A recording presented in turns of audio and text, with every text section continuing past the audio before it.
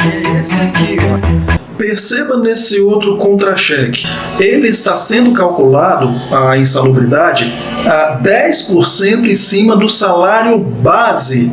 Por quê? Bem, você, especialista em departamento pessoal, precisa saber que você tem duas legislações a seguir como referência às convenções coletivas e a CLT, que é a consolidação das leis trabalhistas, como vemos estudando. As convenções coletivas de trabalho, todas as decisões delas podem ser cumpridas no lugar das da CLT, porque as convenções coletivas de trabalho, elas sempre trazem uma vantagem a mais para o funcionário.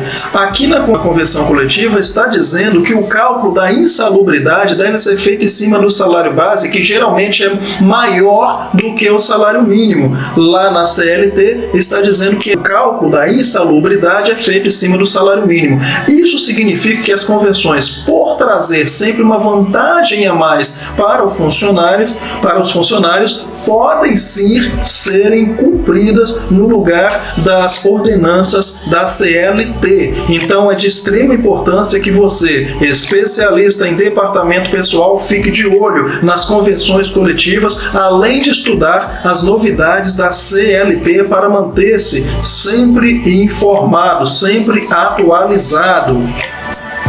Aqui nós temos agora um recibo com o percentual máximo de acréscimo, de adicional de insalubridade, sendo calculado, evidentemente, em cima do salário mínimo, porque essa situação também pode acontecer, de ter o grau máximo de risco de insalubridade, de ambiente insalubre. Então, temos aqui um exemplo de 40% em cima do salário mínimo nesse caso. Então, é importante lembrar também que esses valores, esses percentuais, essa classificação de grau maior ou menor de insalubridade vem muito bem definido nos programas de controle de saúde e segurança do trabalho, PCMSO, o PGR. Lembrando também que essas informações, essas deliberações a respeito da avaliação do grau de insalubridade, quem está sempre a par dessa parte aí, desse lado aí, é a área de saúde e segurança do trabalho, e vai passar todas essas informações para o departamento pessoal. Temos também o adicional de periculosidade, quando o trabalho é em condições inflamáveis ou explosivas, com risco acentuado, eletricidade e radiações ionizantes, vigilantes, motociclistas. Nesse caso, o adicional ele vai ser em cima do salário base, é um percentual de 30% sobre o salário base do trabalhador.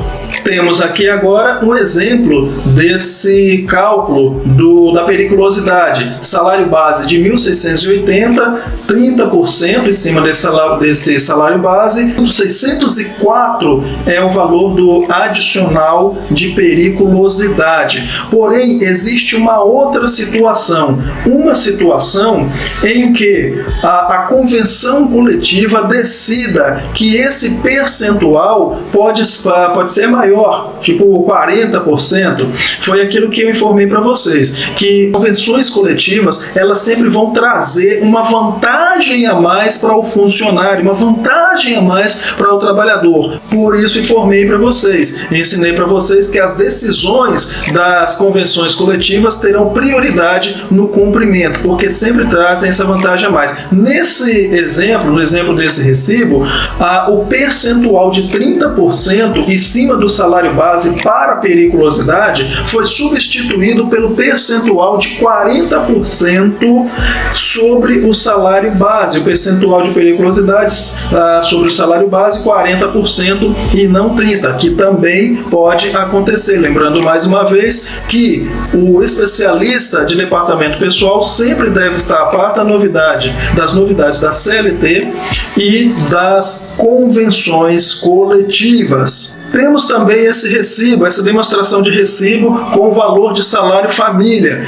Em 2022, essa cota de salário família era R$ 51,27, porque o teto era de R$ 1.655. Em 2023, essa cota é de R$ 59,82 para o trabalhador que ganha até R$ 1.754,18.